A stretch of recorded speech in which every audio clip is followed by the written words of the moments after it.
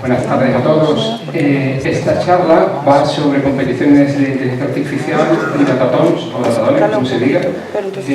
Mi nombre es Virginia Tejadora Aguilera y soy ingeniero en informática y también soy Kaggle Master, como comentaba antes Fernando.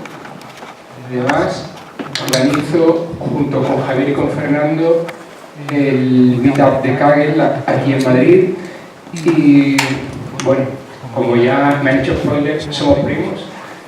Somos Kaggle Master los tres y me gustaría contaros un poco nuestra historia, así os voy a contar también un poquito algunas historias sobre Kaggle para luego pasar a hablar del funcionamiento de las competiciones y poner un par de datatón en las que participé que pueden estar chulos.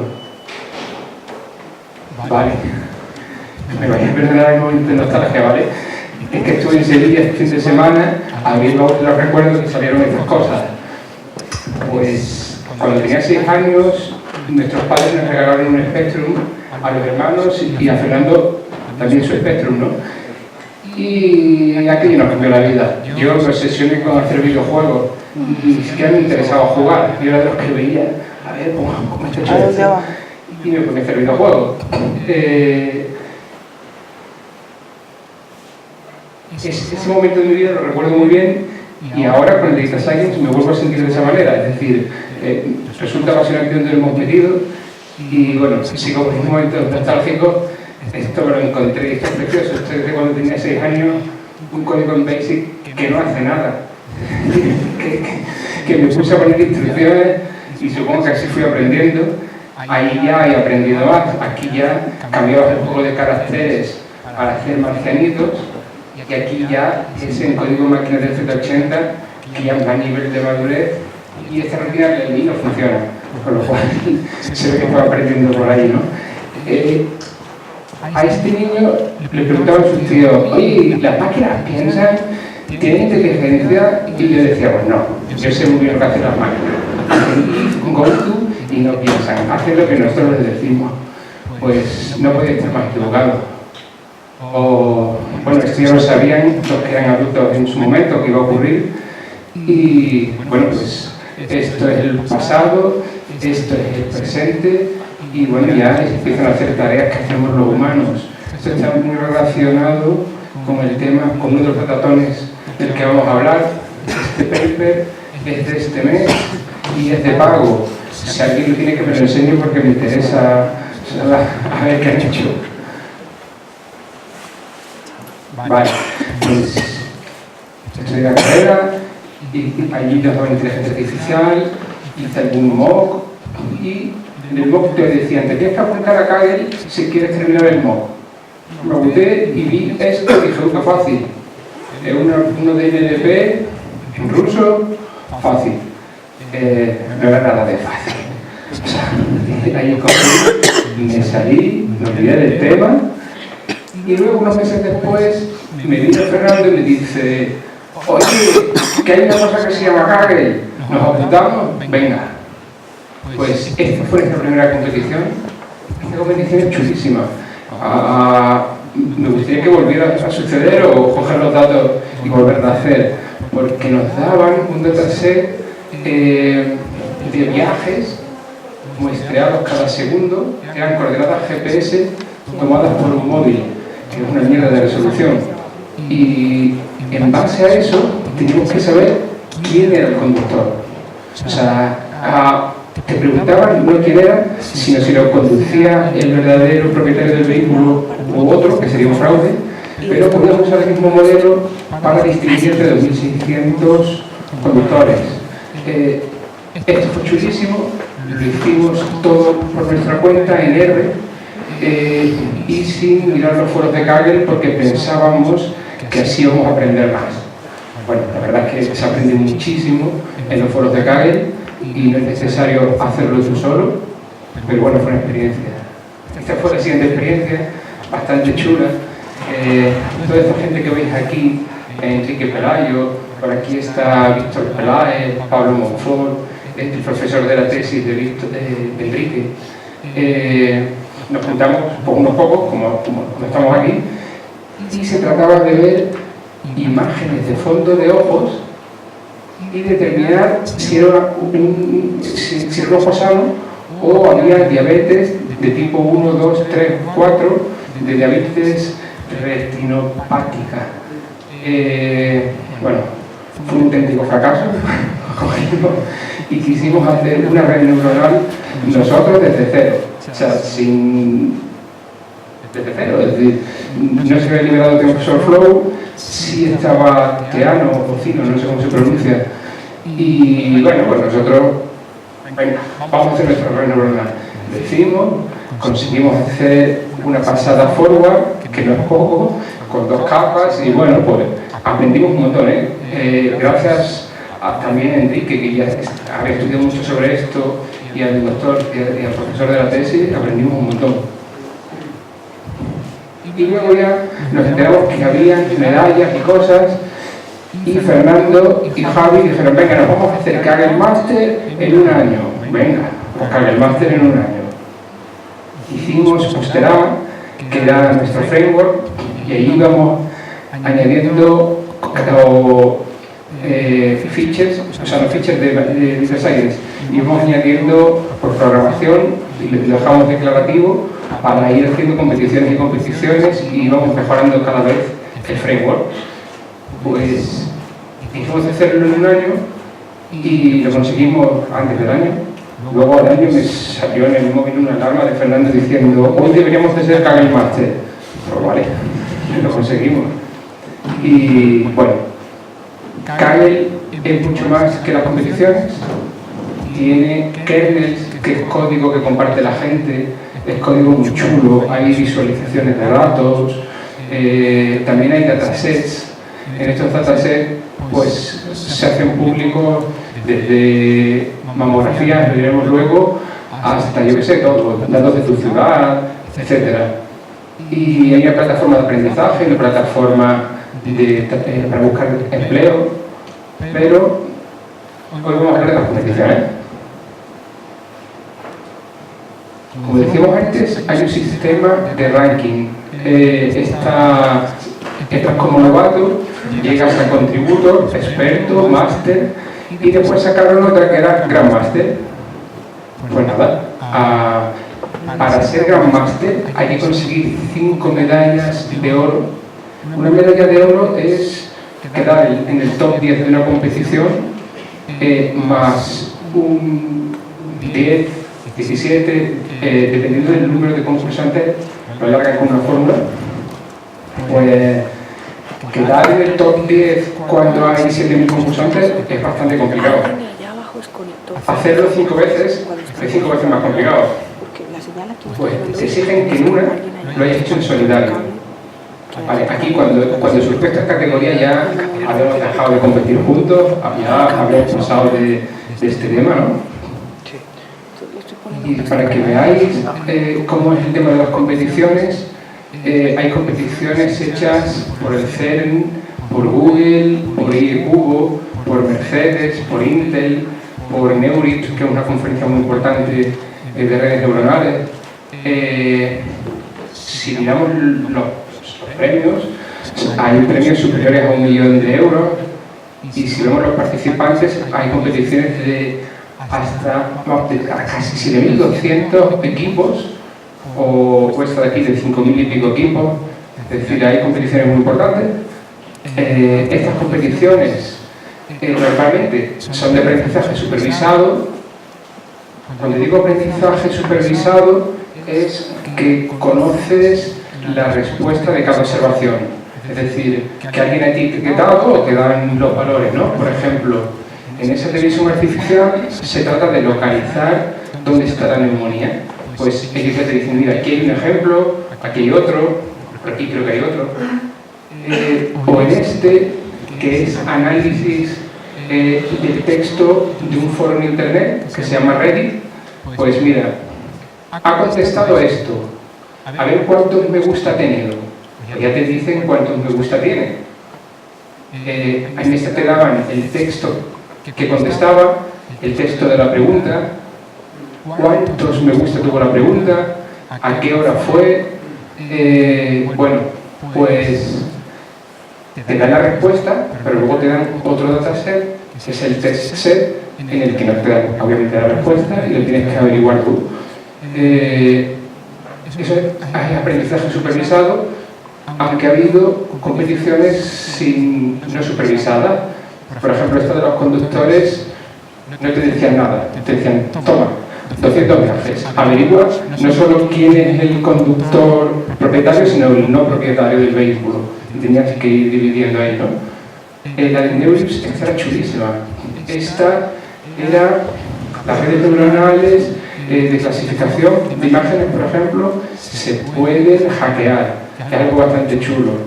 Tú puedes coger una imagen, hacerle unos pequeños cambios, unos píxeles estratégicamente, que un humano siga reconociendo que es un camión y una red neuronal te dice que no, que es una rana.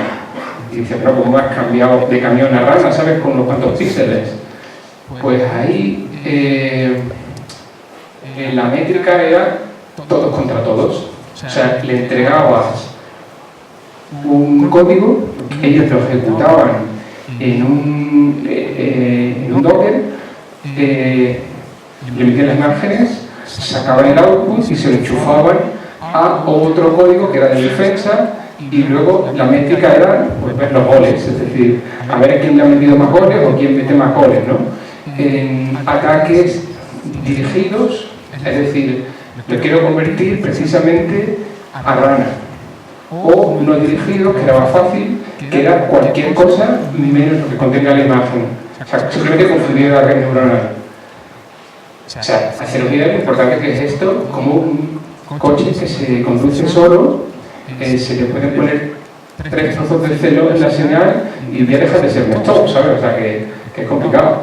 O, mira, esta es otra que tampoco tiene aprendizaje supervisado, esta es chulísima, la hacen todos los años. Es el problema del viajante con prisas, que es coger un mapa, poner las ciudades, conocer las distancias y sin repetir ninguna ciudad, cuál es el camino en el que recorres menos kilómetros, por ejemplo. Este año me ha complicado con otra cosa más. Si pasas por una ciudad tal que es número primo, pues te descontamos, ¿no? Para ir dándole gracias. Pero normalmente va a ser siempre supervisado.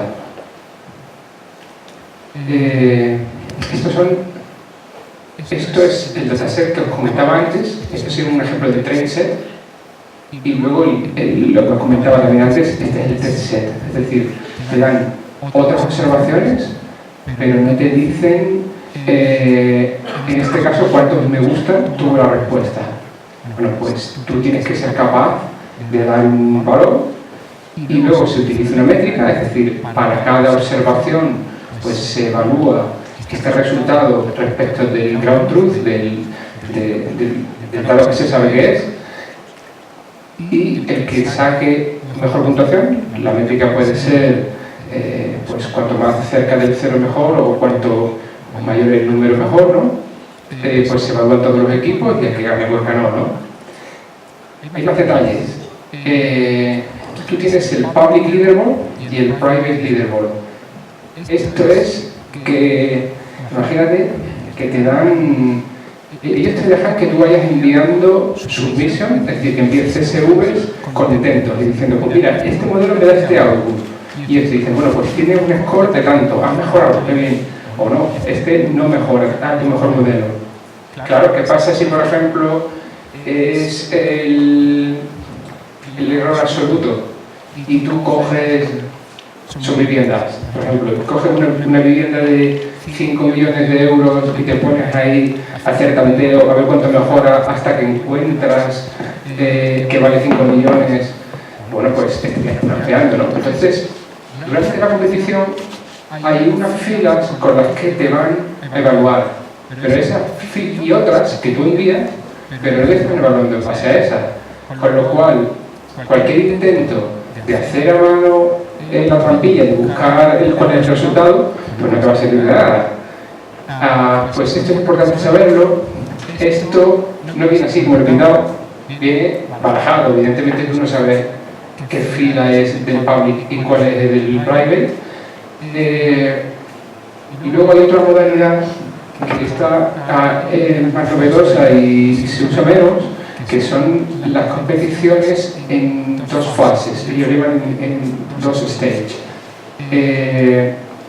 Primero, solo envías estas observaciones y luego te dicen, venga, pues te vamos a dar un nuevo dataset, te damos una semana para que vuelvas a ejecutar y os evaluamos solo en base al siguiente stage. Y para que no me hagáis trampas, me tenéis que dar el código, que yo lo custodio, y si ganas, lo vamos a chequear.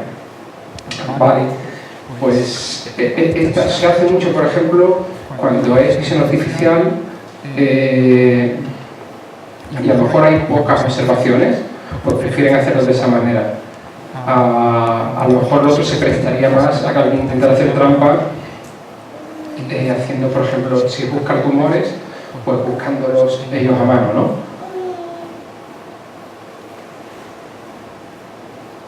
Vale, esta es otra cosa que ocurre. Os he contado que hay un private, un public y un private, es decir, tú te llevas toda la competición viendo esto y de repente te dicen, bueno, y el resultado ha sido esto, porque te llevaron en base a otras filas.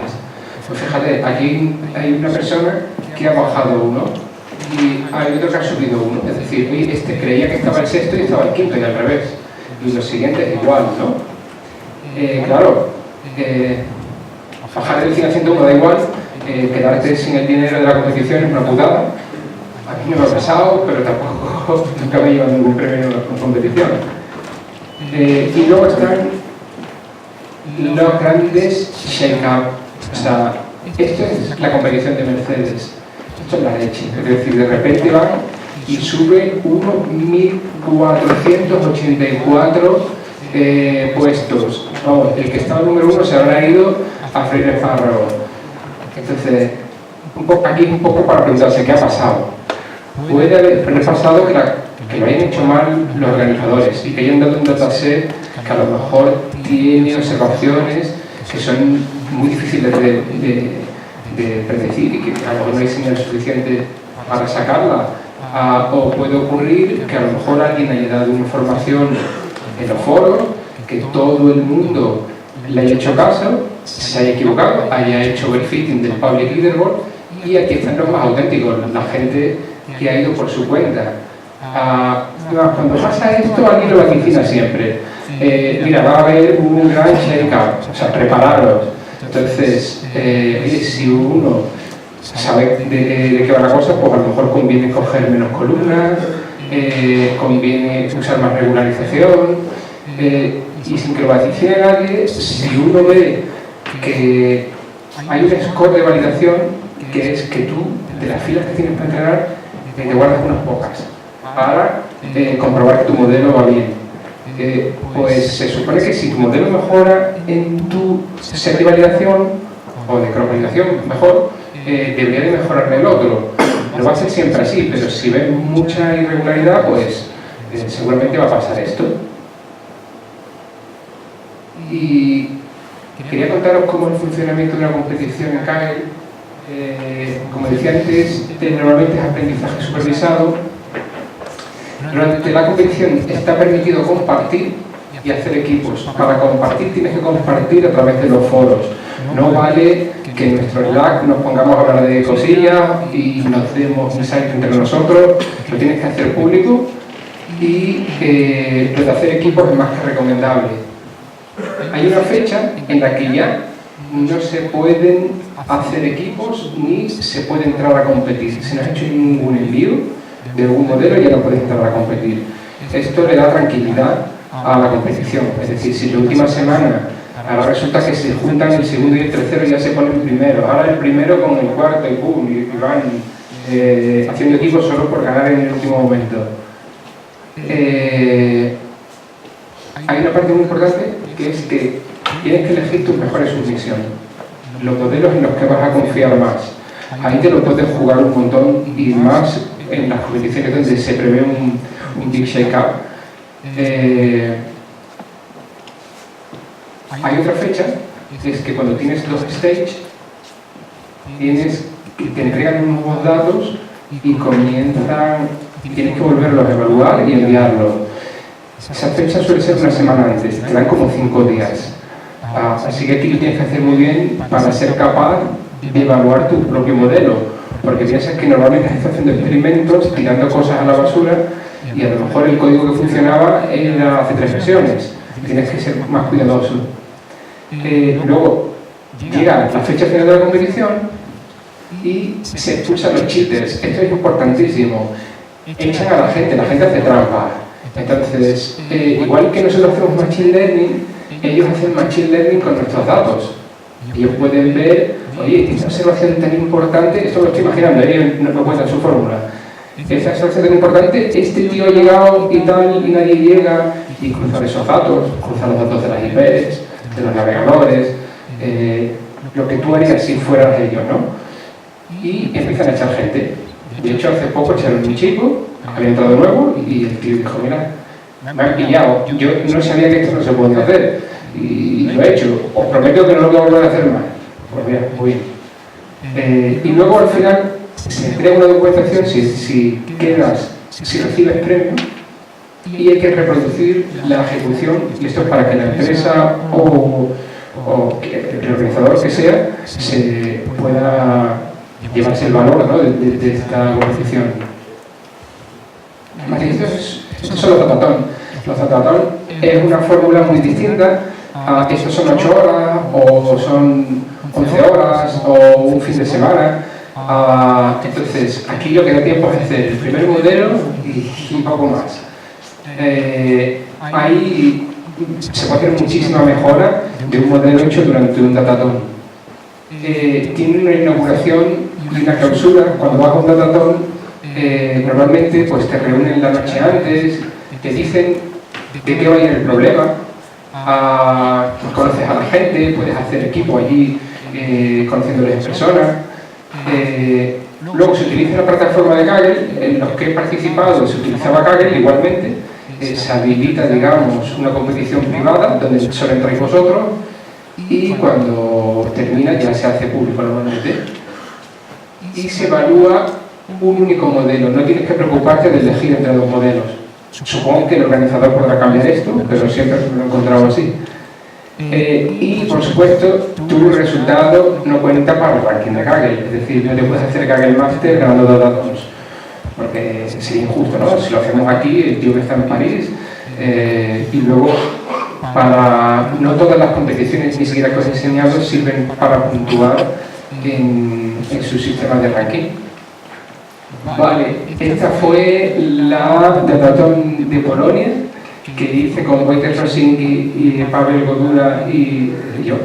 Y esta es la cara que se nos quedó después de 11 horas y un montón de cervezas. Estuvo un montón de bien. El problema era este. Esto es Reddit. No sé si conocéis Reddit, pero es un foro de discusión que se utiliza mucho en el extranjero. Reddit apareció con una característica y era que según lo que me gusta que le hicieras, situaba la pregunta o la respuesta más arriba. Digo la pregunta porque luego hacía como subreddit o alguna historia.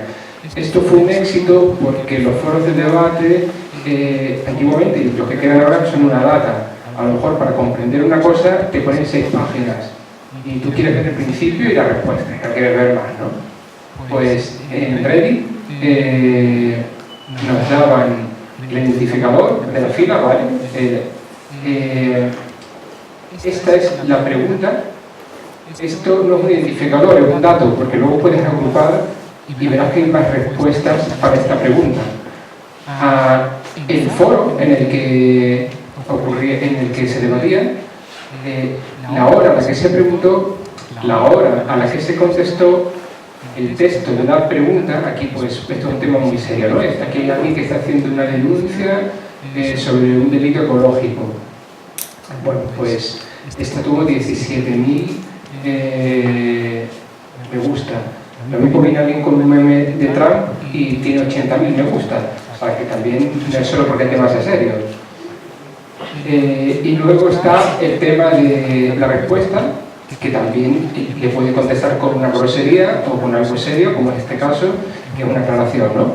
Y nuestro modelo predecía 1277 votos, ¿no?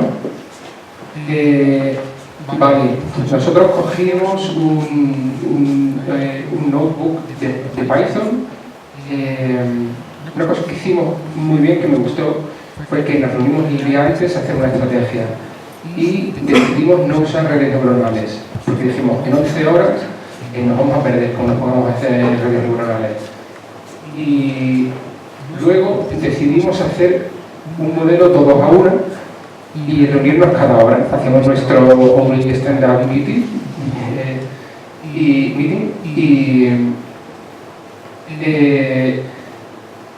lo que quiero decir es que el código se quedó aquí en aquel notebook y no lo teníamos. Luego hice un modelo parecido, con cosas parecidas, que funciona también bien y que refleja bastante lo que hicimos. Eso sí, recuerdo que lo hicimos perfectamente. Esto es, creamos una matriz con el vocabulario que había en todos los Reddit. Y dentro de ese vocabulario,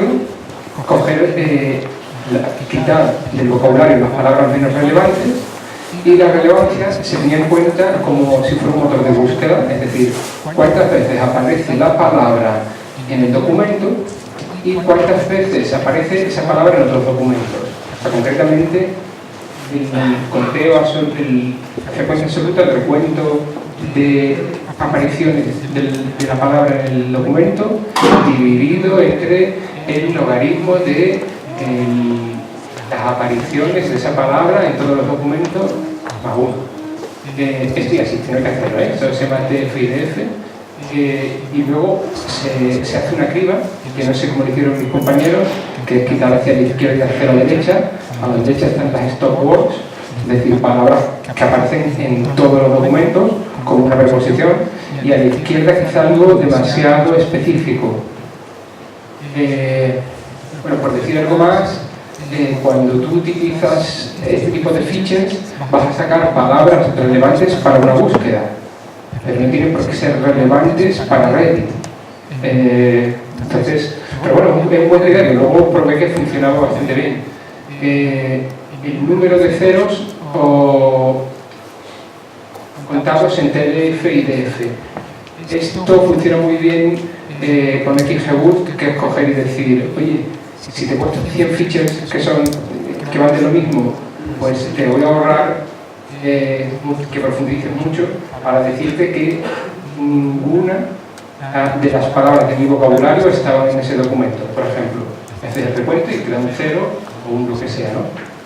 Bueno, pues este funciona un montón de bien.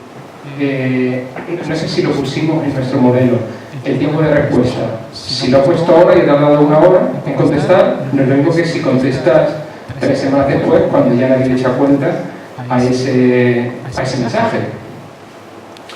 Este funcionó un montón de bien y este lo conocíamos de otra competición parecida. Este no se metió en aquel modelo, pero lo he probado y funcionaba bastante bien. Que ver el estilo del mensaje y verlo por el uso de las mayúsculas y de las puntuaciones. Si, por ejemplo, no usa ni una mayúscula ni una coma, pues ya sabes más o menos cómo escribe el tío. Eso puede ser muy bueno o muy malo. O una cosa que creo que tiene que funcionar es comparar el estilo de la pregunta con el estilo de la respuesta. Eso no se hizo tampoco. Pero creo que tiene que haber una correlación. Es decir, si antes el tema era más serio, era sobre un delito ecológico, y ahora uno viene con una tontería y se ve en la forma de escribir, pues quizás ese contraste pueda decir algo. Bueno, hicimos agrupaciones por preguntas, es decir, tú tienes para una misma pregunta todas sus respuestas. Bueno, todas o una selección de respuestas. Por supuesto, las que había un split, las que estaban en el tren estaban en el tren, y las que estaban en el test estaban en el test. Si no, ahí hubiéramos tenido un data leakage.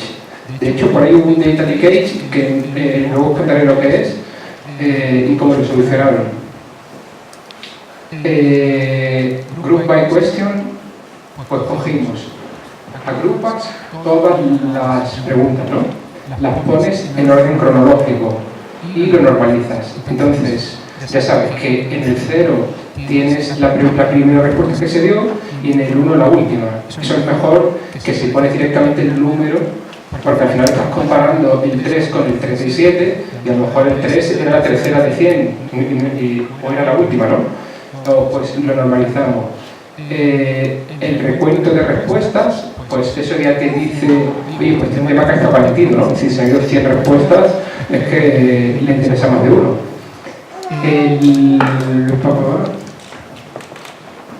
Vale, creo que esta es la posición normal, sin normalizar. El recuento de gracias,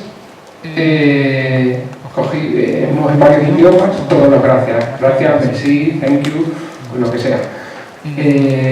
Pues esos recuentos hechos sobre la siguiente pregunta, es decir, alguien dice algo, pues el siguiente dice gracias, y sobre todas las demás. Es decir, después de él hubo 100 mensajes que decían gracias. Y también el recuento del número de, o sea, las referencias a YouTube, Google, Wikipedia, Twitter, PC Picker. Pues es curioso porque antes, por ejemplo, criticaba como con TF y DF, buscando palabras que podrían ser relevantes para una búsqueda, no tenía por qué estar correlado con el tema que queremos, ¿no? Y sin embargo, a mí me pareció que YouTube puede ser muy interesante, ¿no? Es decir, pones un vídeo y venga, me gusta, ¿no? O PC Picker, aquí hablan de cómo componer un ordenador, pues los que les guste eso, pues venga, me gusta, ¿no? Twitter igual, ¿no? Pues nada, esto, mirando la variable importancia del algoritmo, no le daba importancia. De repente te ves que del TF y DF el término 17 era súper importante. No entiendo muy bien por qué, y creo que en un decathlon no, pero en una competición creo que merece la pena ir metiendo muchas de estas variables y ir haciendo selección de variables a la vez, porque creo que es capaz de sacar cosas importantes.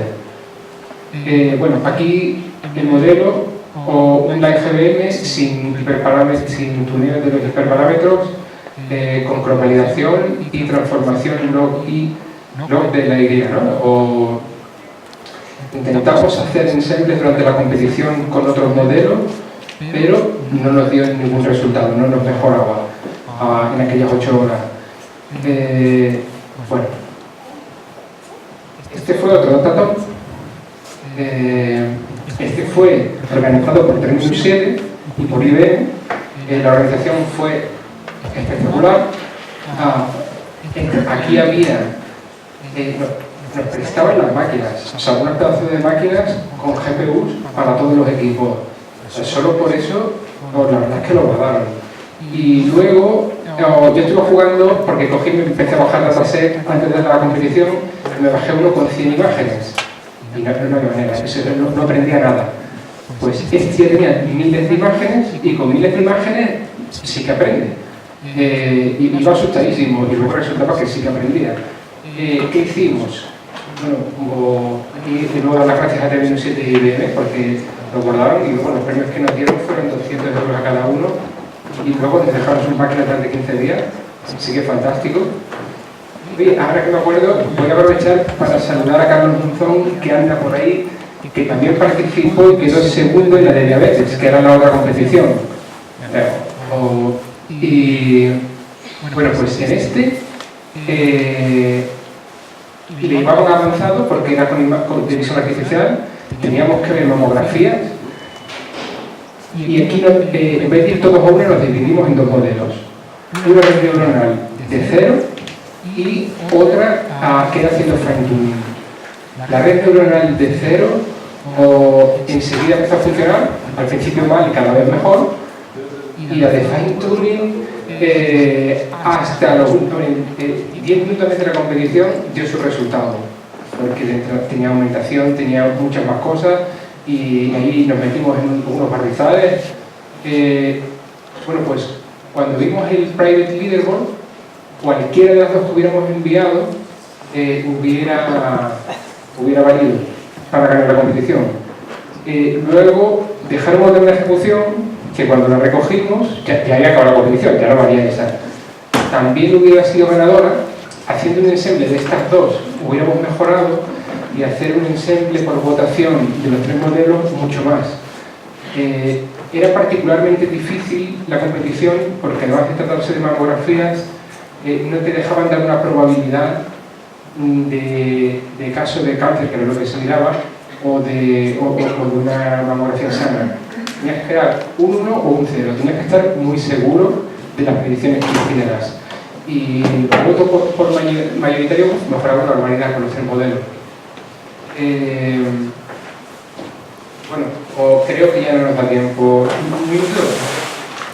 Vale, pues una cosa es que en el dataset había el CSV, había datos de localización. Te decían dónde estaban ubicadas las lesiones o los condiciones médicos. Entonces, ahí se podía haber hecho una red neuronal multitask que hace lo que te está pidiendo el problema, pero luego por otro lado también te resuelve el problema de la localización que no te lo han pedido.